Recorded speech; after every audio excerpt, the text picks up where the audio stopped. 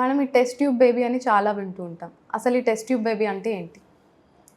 Test tube baby is nothing but IVF Shravya. Basically మేమేం జేస్తున్నాం, eggs and sperms బయటనే fertilise చేస్తున్నాం. ఫెర్టిలైజ్ చేసి ఎంబ్రియో తయారు జేస్తున్నాం. పిండాలు రెడీ జేస్తున్నాం.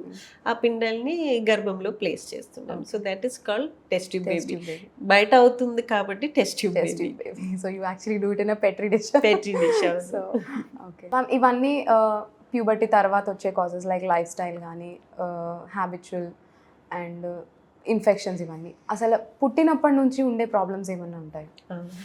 సో చైల్డ్హుడ్లో ఇది ఒకటి awareness for all parents.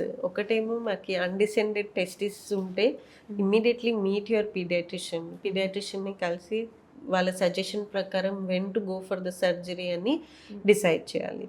Second is కొన్ని జెనెటిక్ ప్రాబ్లమ్స్ మాకు పుట్టినప్పుడు తెలిసిపోతుంది. సో అలాంటి ఉన్నప్పుడు జాగ్రత్తగా ఉండండి. How the baby is growing, is there any difference in the growth or in the sexual organs, అవన్నీ అలర్ట్ ఉండండి. ఓకే. థర్డ్ ఈజ్ వాళ్ళకి ఏదైనా చైల్డ్హుడ్ ఇన్ఫెక్షన్స్ రావడం. ఇప్పుడు mumps orchitis is a very common condition which leads to zero కణాలు చాలాసారి. Azoospermia వరకు అయిపోతుంది వాళ్ళకి.